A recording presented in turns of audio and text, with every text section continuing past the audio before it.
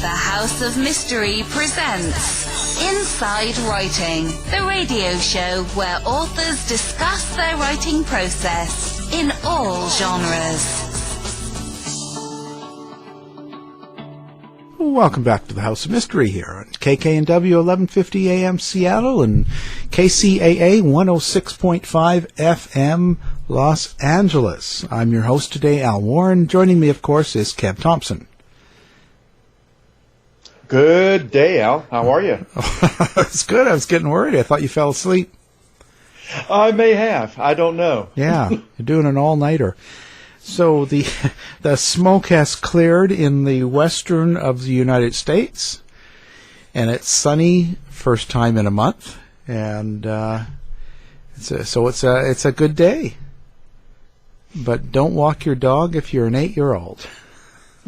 You're likely to end up needing bond money. Yeah, yeah, you'll be put in jail. Only in America. That still confuses me. Well, I mean, what's the crime? I mean, walking while 8? I mean... Land of the free. Yeah, well, what is it? Day like 500 on the crazy train that we've been on now. So, and it just keeps getting better. Yeah, it keeps getting better. And so now joining us actually from one of the sane countries in the world. It's called Australia, and it's not down under. We are down under. They are up over. So I want people to realize that. So here we go. We've got one of the true great ones from Australia too, like for books and true crime. Amanda Howard, how are you today? Hi Al, hi Kevin. Thanks for having me. Thank you. So how is it down in Australia? Anything wild going on? You're going into summer next, aren't you? Spring's coming, yes. So it's I don't know in Fahrenheit, but it's 0 degrees here this morning, so it's quite a chilly one. We've had winter just give us a last little week of don't forget I was here apparently, because we had a quite warm winter, which is pretty normal for us. Yeah. Yeah. Well, you know, it's all right. I understand Celsius myself because I have a place up in Canada, so we're on the same side of the same world. Yeah, I'm usually pretty good, but I was not prepared for a 6 a.m. call to talk about Fahrenheit to Celsius. Yeah, I know. It's only because I have to go back and forth. I need to know both. Yeah. You know, otherwise, and the worst thing in the world, I'll tell you. Don't ever tell an American, well, come on, it's 30 degrees. Come on up. And then they head up wearing, like heavy rain, they're ready for snow and all. They're thinking 30 degrees freezing and it's snow. And they don't realize it's really like 90 plus. Yeah, exactly. Yeah, I know our summers, we get to about 45 degrees here. And that is about 100, 110. Yeah. So I know that much. Yeah. Now, how does that happen on a flat Earth? Kevin, that's a whole other conversation. Yeah, Kevin is our conspiracy guy, so I love conspiracies. Then you can talk to him for hours. He's got lots of them. Oh, I love them. Yeah. I always have a good laugh at them too myself, and we're hoping to get Alex Jones on the show soon. Oh wow! Yes. Fantastic. Yes. Well, that'd be interesting. Yeah, it certainly is. I mean, he's a character. Wow. So how did you get into such a sweet lady? Get into writing stories about murder? Well, actually, I was going to stay a sweet lady. I was actually going to be a singer and a dancer when I was younger. And Silence of the Lambs actually changed my life. So I read the book, and then we had an attempt at profiling here in Sydney with a serial killer that was killing old ladies. And they got it completely and utterly wrong. But when we arrested the guy, and he was a 50-year-old man with a wife and 2 daughters, I was totally and utterly hooked from then on. So I've spent the last 30 years talking to serial killers. So very, very big change from, sequins and spotlights to serial killers and rape, but that's what happened. Well, I wear my sequins every time I talk to a serial killer, so you can make the best of both worlds, right? It'll get you noticed. I prefer something silky myself. Yeah, well, there you go, yeah. Well, there you go. See, we've got it made. There's a making for a new show on Discovery. I can see the boy band choreography now. Hey, they've got everything else on TV. My God, I wouldn't surprise me. Wow, I just can't believe it. Now, so when you actually, who's the scariest person you've ever met as far as serial killers?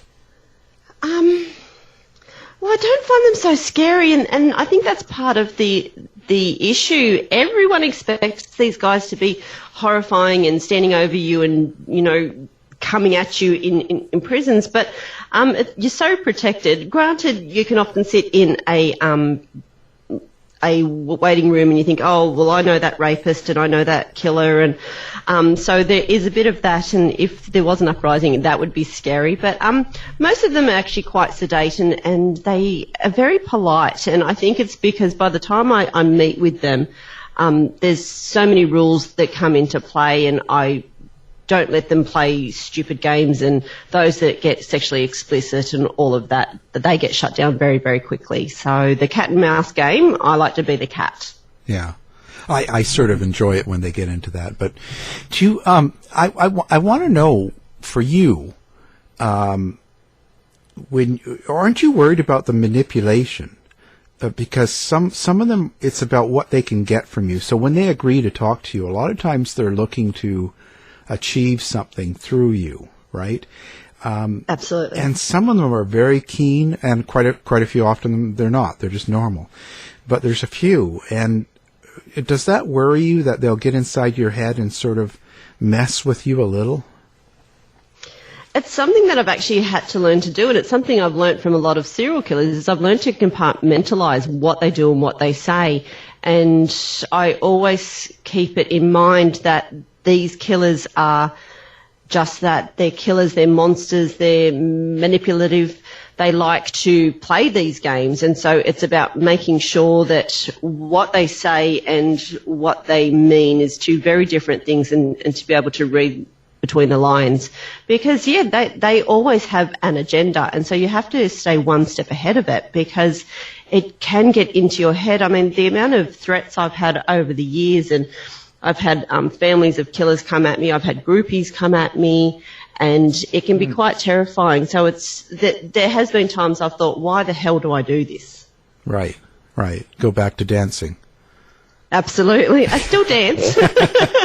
Well, but that's kind of the thing I mean. So when that's happening to you, and you're thinking, oh man, what am I got myself into? Like, what can I do?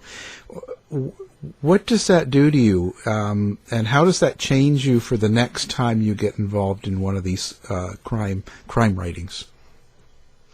It can take me to some very dark places, and my husband, though he's now passed away, he could see it happening. He could see when I was going down that dark tunnel and staring into the abyss, as they say, and sometimes you have to come up for air, and sometimes I wouldn't. I would keep going and I would keep going, and I would get angry and I would get mad at the kids, and I would get to a point, I think, everything is so dark and this world is horrible and what am I doing and all of that. And so it's about finding the balance, and that's why I still dance, and that's why I have a love for really trashy TV. Like, there's several Housewives I like to watch and things like that.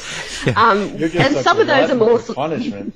Well, some of those are more psychopathic than the killers I talk to. Let's face it. Yeah. But sometimes it's about finding the balance, because there has been times that it has been so dark. I wrote a book a couple of years ago on child sex predators, and the things I saw and the images of children in positions of abuse and everything, I thought, what am I doing? Like, why am I going here? What what can I get out of this? But I eventually came through the other side of it and realised that it is a learning tool. The book is used as a textbook in criminology courses here. And so it's just sometimes about finding where you go with this and the reasons that I continue. Yeah. You're a fascinating person, and this is something that I'd love to ask for someone like you. One of the books I wrote a while back was about the serial killers in Australia. The thought I had behind the book was more about mass shootings and serial killers and how the gun laws changed your country. Yes. So after that last mass shooting.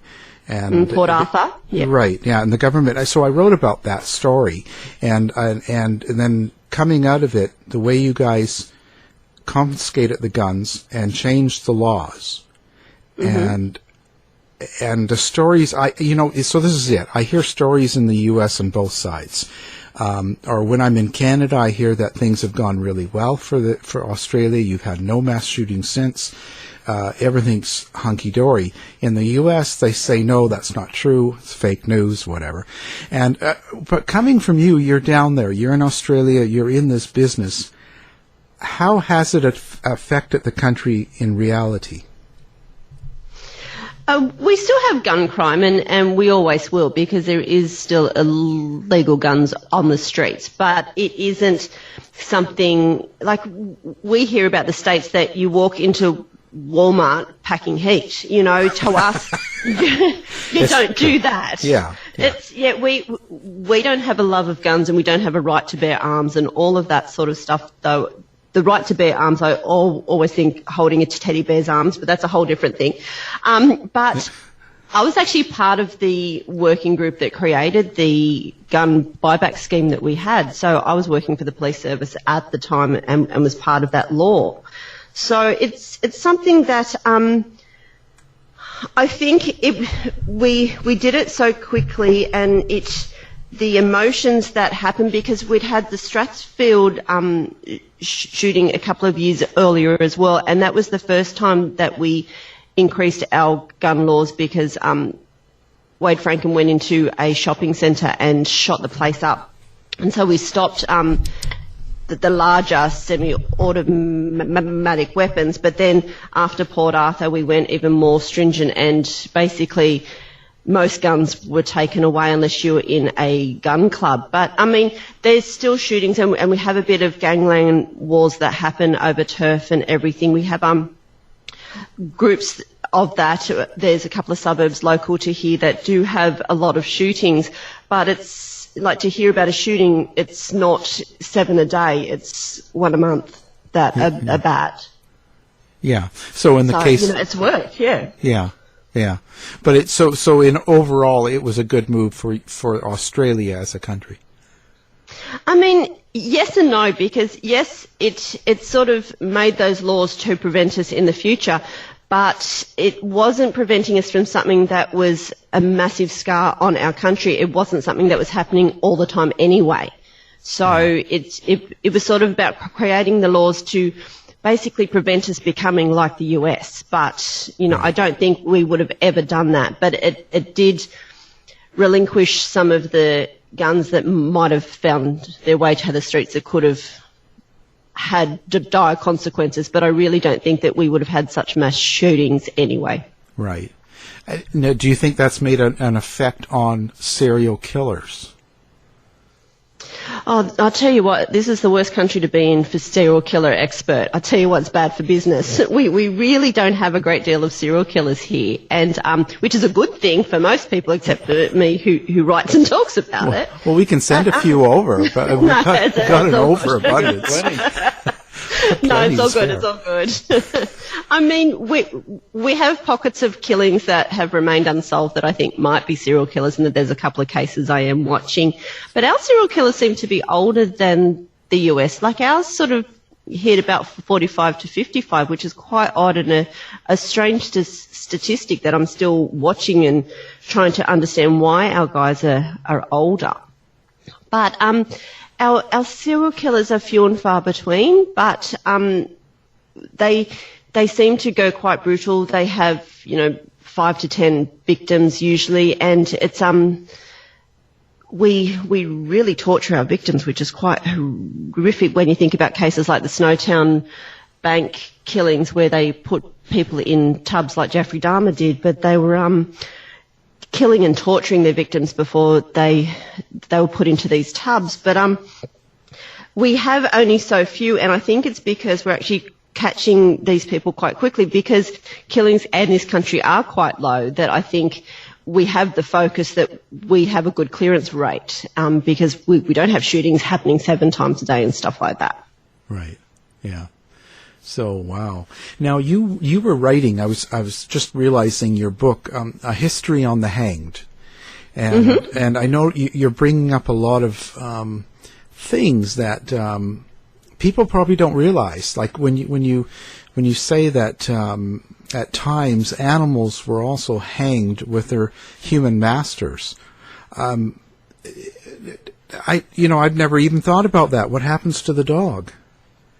And they actually hang them. Yes, there's been lots of animals throughout history that have been hanged, including there's an elephant in the United States that was hanged for killing 2 of her trainers. So that's a horrific case, because it failed the first time. They had to hang her twice. But yes, throughout history, animals were charged with human crimes. So there was a pig that was hanged for eating a baby because it had broken into the house and went looking for food and killed the baby. And so it went to trial, and people had stood up, giving good character references, and there was a defense team. Really? Like it went fully fledged. It was massive the way that they did these trials throughout history. I mean, I can understand that. My daughter's reading Charlotte's Web right now. But, but wow. I mean, a whole trial for an animal. Yes, many of them. There was chickens that have been hanged. So horses, cows, the whole lot. But how can you convict and hang them if they are not aware of what they've done? Like they're not aware of their crime. Exactly. Yeah. So it makes it a farce, but still we were killing animals for doing that was sort of their nature to do. So I think it just proved how ridiculous criminal history became for quite a while. I mean, we're talking about an 8-year-old being arrested for walking a dog. Yeah. Thankfully, it's this century and not last century. Yeah, that's today. Or a couple of days ago. Yeah, but last century they would have put her down. Yep, both of them. Yeah, so I guess things are getting better. Everyone, things are better. It's the way you look at it, I guess. I guess it's what side of the hanging rope you're looking at it from. Yeah. But so last time we spoke, though, we were talking about hangings and lynchings. And there's a misconception that if you survived the hanging, you were actually let go. But you've corrected that. Yes, it wasn't always the case. There was a few people that were given a pardon when the rope snapped, or they revived afterwards. But there is some people that were taken back up. They reset the noose, they reset the trapdoor, and tried a couple more times until they were successful. So it's horrific, cruel, and unusual punishment. Wow. And this, you got me with this, that there was actually a gentleman that was hanged. They assumed that he was dead. He's on the coroner's slab, and he wakes up, and the doctor did what? He stabbed him. So it was during sorry, I shouldn't have laughed. I'm so sorry. I'm a horrible person. That's all right. I'm going to hell anyway. It's gallows humor. It is. Get it? So what happened was this man was actually on the slab in a university. So, several student doctors hanging around watching them ready to do the dissection. And he sat up and started breathing. And the doctor said, well, we're not wasting a class today, and stabbed the man so he died. And so they could continue with their autopsy. So yeah, did the doctor get charged then, or no?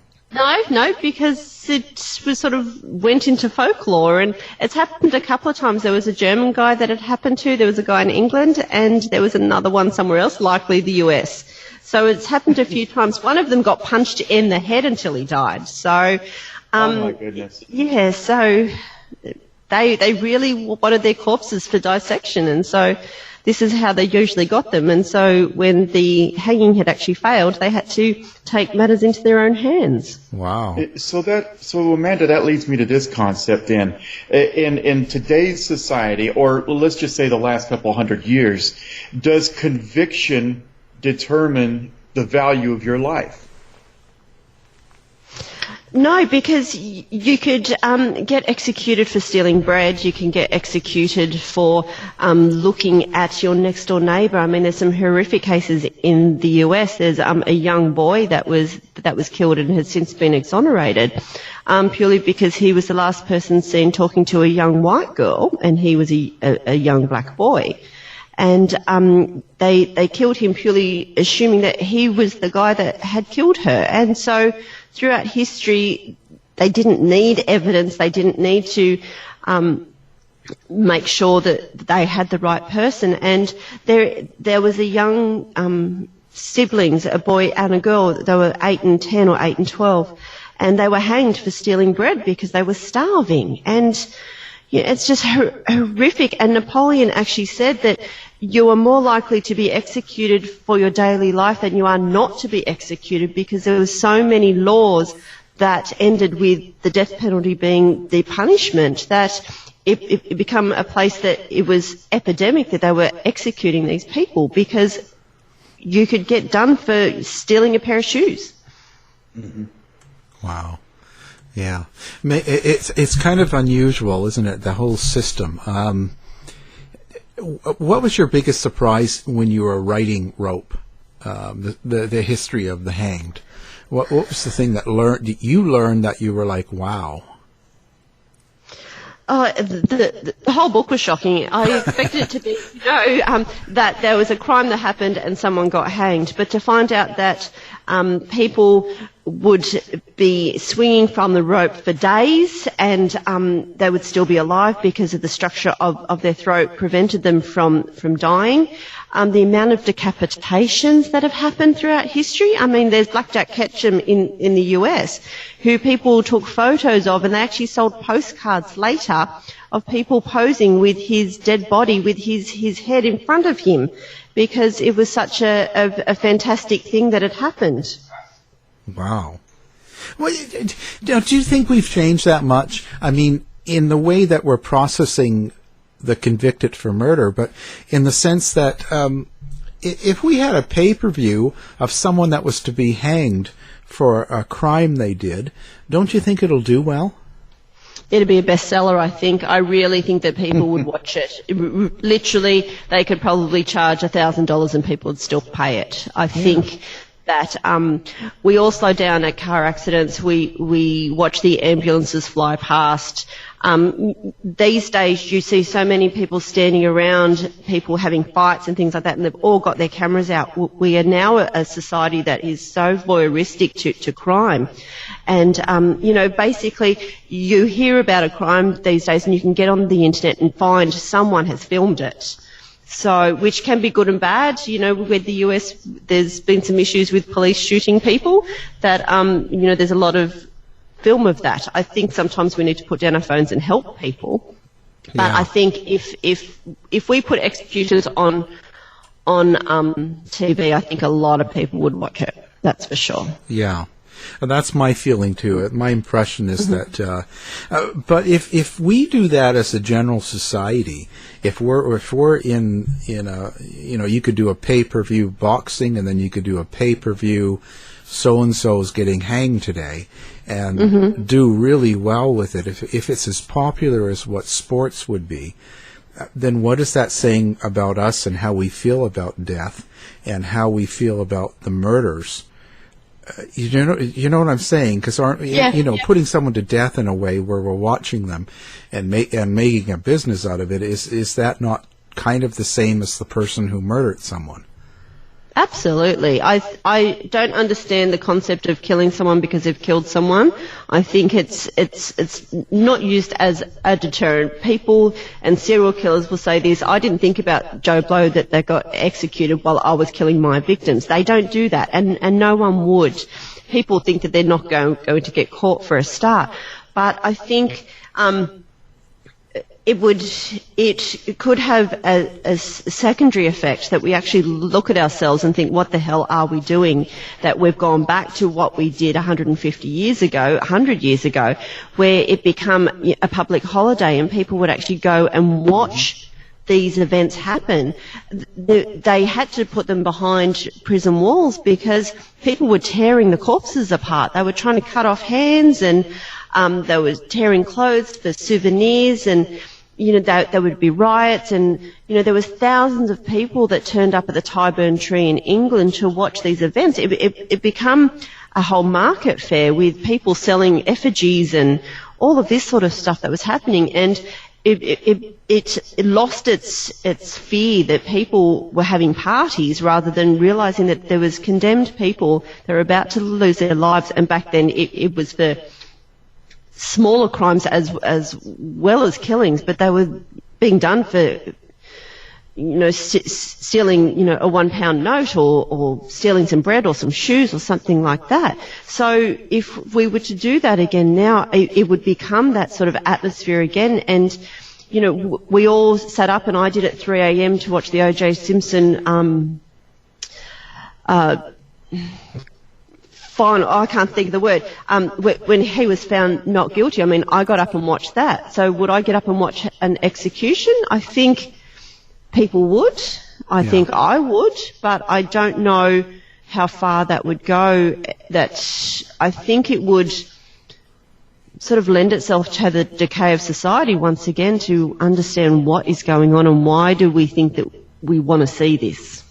Well, has it really changed? Let's go back. I remember speaking to you about this the last time we spoke, and I got to thinking about it. Well, let's go way back. Let's look at gladiator sports, and what a festive event that turned into. And there was times that the emperors, that they would run out of victims to throw into the pits for the lions and the gladiators to kill, that they would actually go through the auditorium and take out people from the audience and say, throw them in. Wow.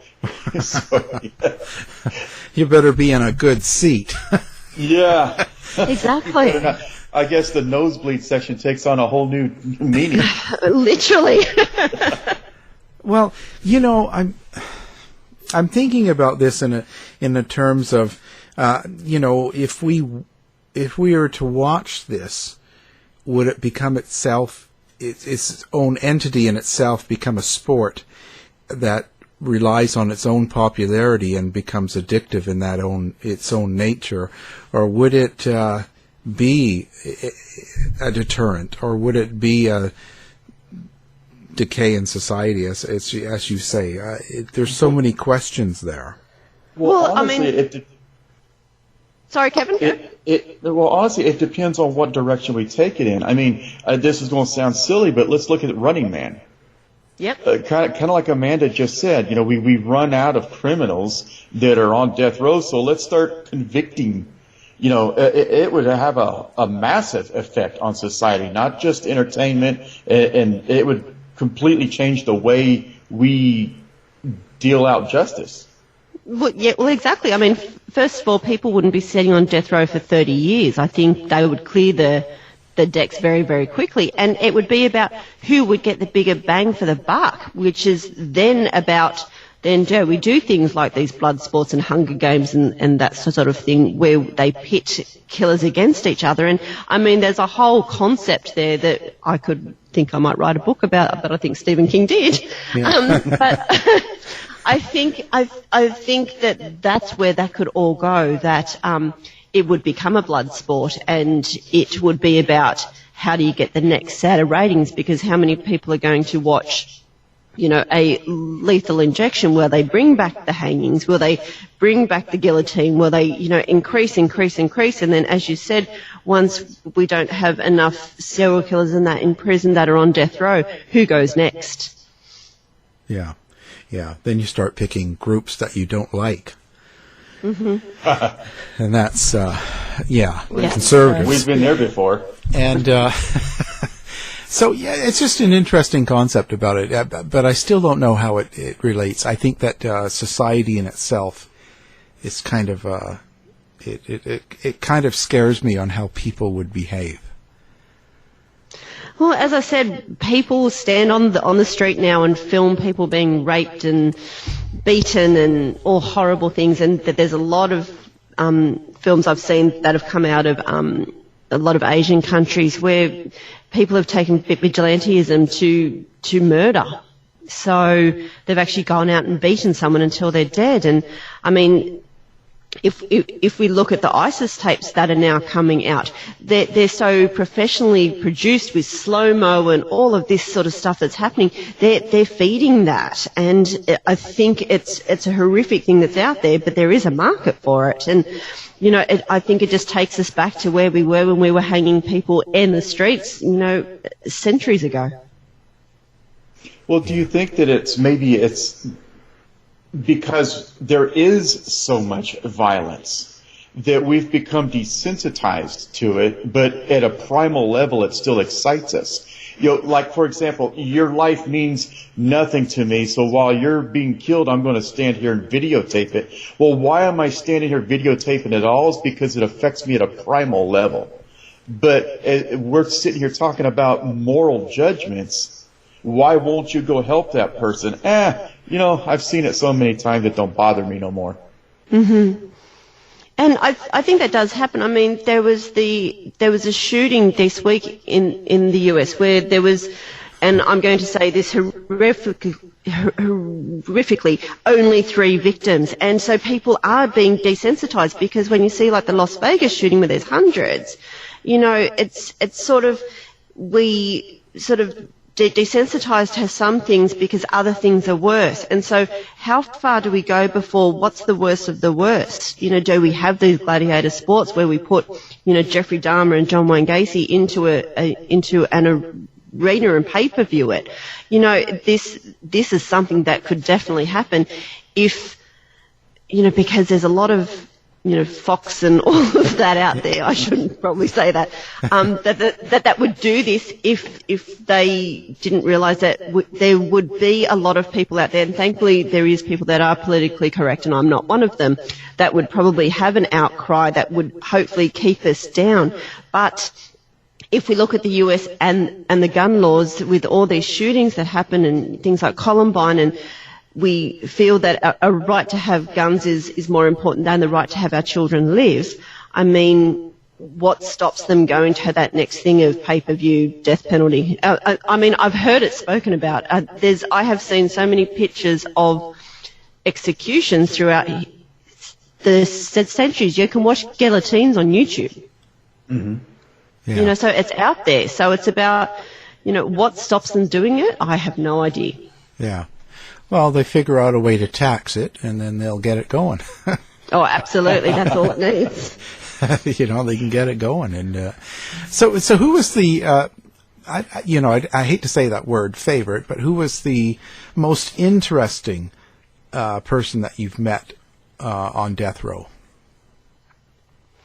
Bobby Joe Long's very interesting. He's in Florida. We had a lot of conversations about his arrest. Because when he was arrested, he'd actually gone to a cinema, and when he came out, there was like snipers and all of that hanging around waiting to arrest him. And he's like, I don't know why they bothered to do that, because I was done and I was right to go with them calmly. I said, you'd killed 9 women by this point. They weren't taking chances, and he doesn't understand that concept. So it's really interesting sometimes to see things from their perspective. Like his response about sharing a cell with Ted Bundy was that he was a really nice guy. Yeah.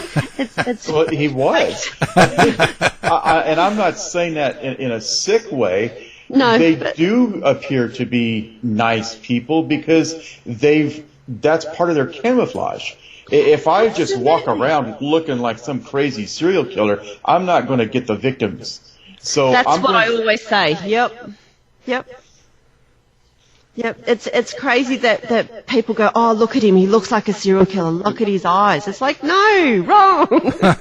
You're looking in the wrong area. Look at the bloody knife in his hand. Yeah. But now you said something that caught my attention, that this killer said, well, I don't understand why they had such a police presence because I was done and I was ready to, go with them willingly. Now, when he says he was done, you're right. We as law enforcement are not going to take the chance. Yeah. But let's look at his last 3 or 4 kills. Did he do it in a sloppy manner in order to get caught? And that's why he considered himself done? I don't have the guts to turn myself in, so I'm just going to get real sloppy so that they'll chase me down and wait for me outside of a theater. Well, pretty much. I mean, his last victim he let go. So you sort of know that the gig's up once a victim's gotten away. So I think, you sort of have to resign yourself to the fact that it's over. And so he wasn't going to go down in a blaze of glory like some do. But he said, basically I just stood there and said, yeah, you've got me. So let's go. Of course, he's still going through appeals and all of that because now he didn't do it, of course. But well, that's the attorney. That's the attorney talking. Yeah, there's so many innocent people in prison. Apparently, I speak to a lot of them. Yeah. Well, I mean, they like the There's we're talking about something primal. They appreciate the limelight, and then when the attorneys get to them, because when you get the death penalty, generally in most states, it's an automatic appeal. Yes. Yeah, that's crazy. And the attorney's like, well, let's drag this out because then I get a little bit more money. Yeah. So you were innocent, right? Well, no. Yes, you were innocent. Exactly. And I can't believe it. I mean, I don't understand people being on death row for 30, 40 years, and it's happening. I mean, there was a guy executed this week that had been on it since 1979. It's always because of the process, and I'm not saying that we should kill them the next week like the Ukraine or China does, but it makes me wonder sometimes, why are they going through all of this effort and everything when a lot of these people die before they're executed? Yeah, it's ridiculous. It's a crazy sentence. Yeah, I mean, Lawrence Biediker's not long for this world, and he's been on death row for 30, 40 years now, I think it is. It's crazy. Yeah. So I think it's political, but I think a lot of the last guy I wrote about has been on death row for over 20 years, and I think that a lot of it is they get the automatic appeal, and by the time it gets to a Supreme Court, they always overturn because they'll never put someone to death when your Supreme Court doesn't believe in it. Yeah. So it's kind of a formality, but it goes over and over and over for years, and it's really hard to bring them to death. Yeah, so why have the death penalty? Just say they're in prison for life. I mean, we have a sentence here that life means life, so you come out feet first. Yeah, and that's right. And you don't get parole, and you can't be downgraded. You're done. People like Ivan Milat, who's a local serial killer here, will not get out of prison until he's dead. Right. Yeah. Last day is last breath. Yeah. Yeah, and it's an interesting concept, but I think a lot of it's just caught in politics now, and we're sort of doing the spin around, and nothing's really happening with any of these prisoners. No. But they still get to go through all of these court appeals, and it's a lot of cost.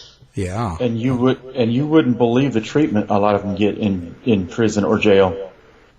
Oh, yes, I do. We have a few here that have computers and TVs and Xboxes and all of that sort of stuff. They have Twitter accounts. They have. Yes. Oh, I have one guy in the US that has Facebook that he wants me to help him write his book, so he sends me bits and pieces of his book on Facebook to read through and edit. So it's like I don't have Facebook at work, but he does.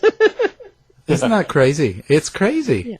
Yeah. What we do for them in a way. I just I'm at a loss. Could you? And another thing that's crazy is how come these guys in for life, that quite a few of them have killed so many, they end up with girls sending them letters and wanting to marry them. Do you know, a lot of killers don't like the groupies, and a couple of people thought that's where I was headed, but obviously it's not, because I do research and all of that and believe. I should have asked if you married one first. No. And there has been some authors that have. I keep a bit of distance. I mean, I've had proposals and all of that, and I cut that down very, very quickly. But there's a lot that do that. I mean, I've spoken to people who, Jeffrey Dahmer was only a gay serial killer because he didn't meet me. They think that they can turn them and all these weird and wonderful things, and they're besotted by the literal worst of the bad boys.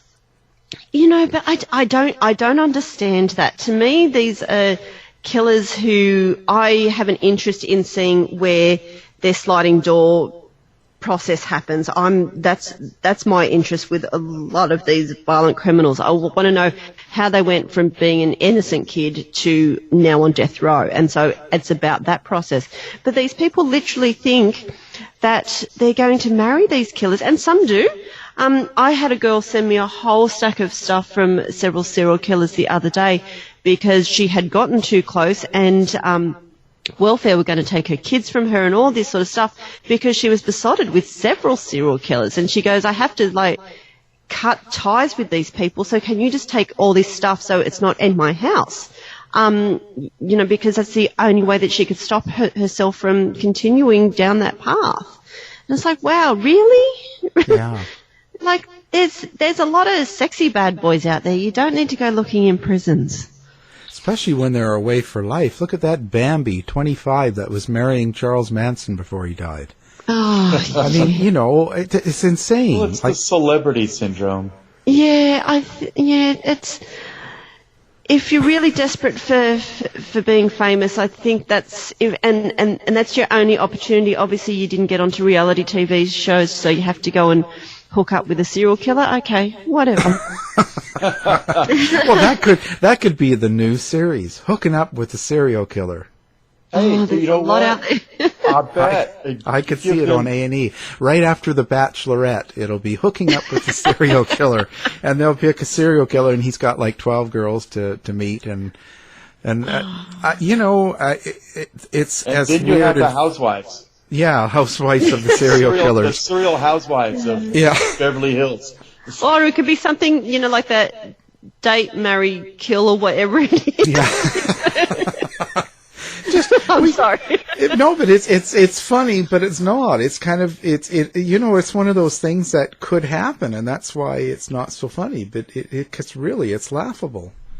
Yeah, but it will happen. Maybe we need to produce it, but because there is groupies out there that would go on that show in a heartbeat. I'm in a couple of groups that I'm in just to watch how these sorts of people work. And they're all like, oh, he didn't ring me today. And, apparently he got put into solitary. And I'm thinking, really? There's a reason for this. I can't believe that you guys are, I want his baby. Oh, yes. That's just too much for me. Are you really up to the challenge? Because look how he turned out. That's 23 of those chromosomes in your kid. You really want to take those odds? Yeah. Yeah, I mean, and you look at the offspring of serial killers, they're not happy about it.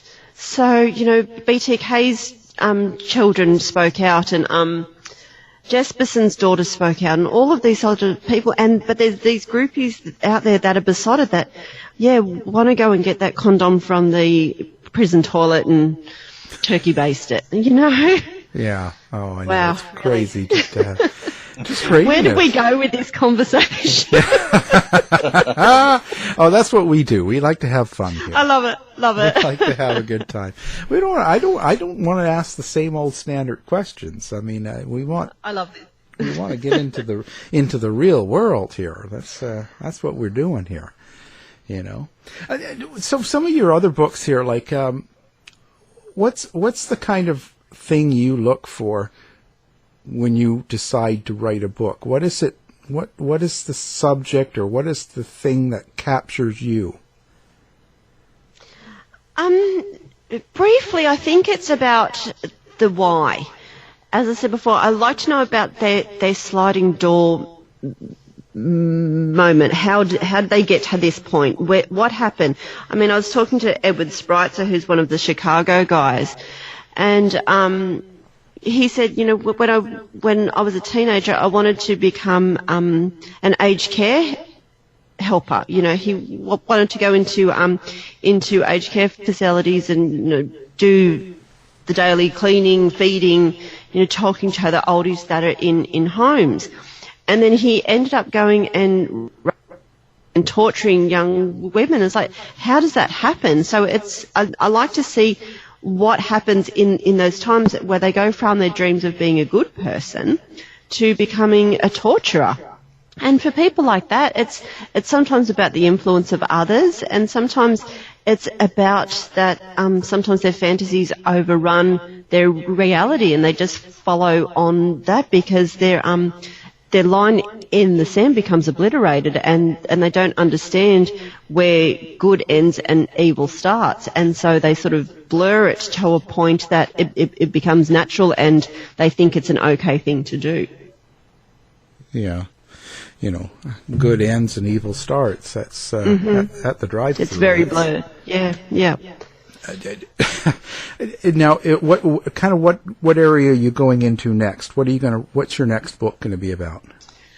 I'll have about 54 manuscripts currently, because I'm looking at all different things, because I get excited about a topic, and so I do that for a while, and then I think, yeah, I need to do something different, so I jump around a bit. I'm writing a book on abductions, and some have good outcomes, some have bad outcomes. So there's things like J.C. Lee Dugard, who after 18 years was found. Still not a great outcome, but she's alive. But she was found. Yeah, exactly. But there's other cases. We have a big case here, a boy that was abducted and they didn't find him for 10 years. He died, and it took the police to go undercover to get the killer to confess. So there's a lot of cases that go both ways.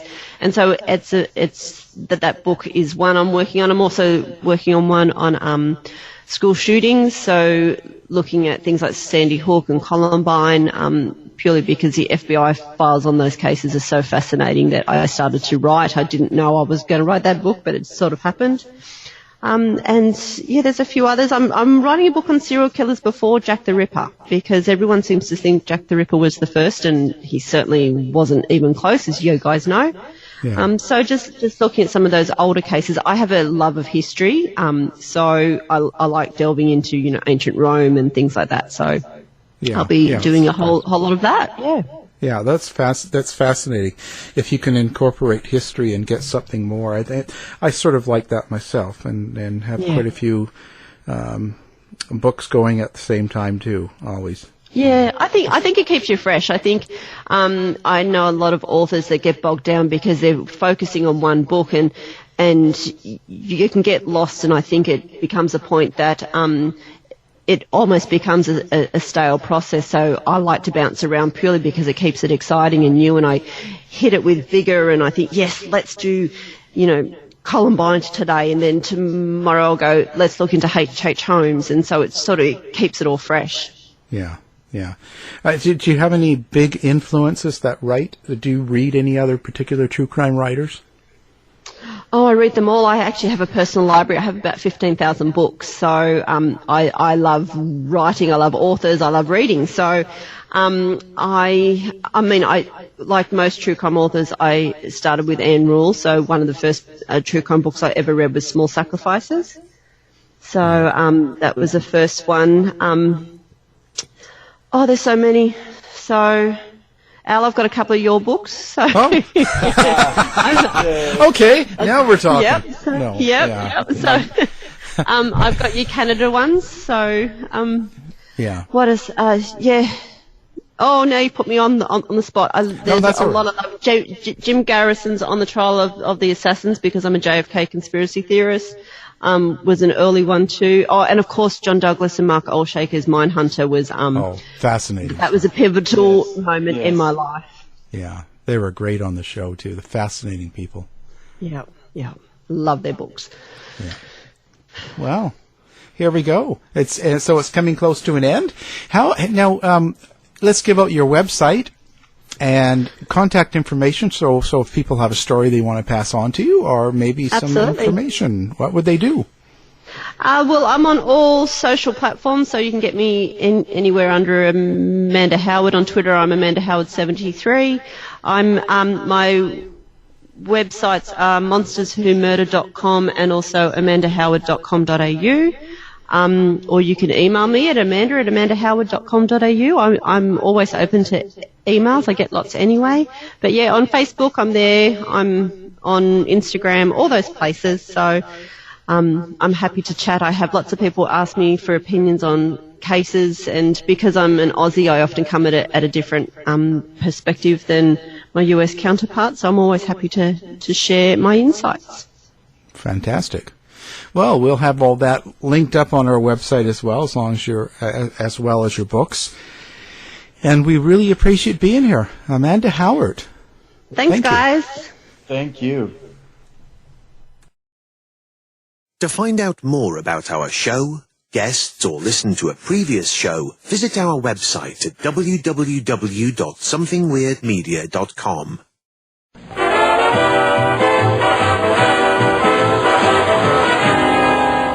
Has been completed. The end! By George, he's got it! It is the end! I'll see you. If you're lying to me, I'll be back.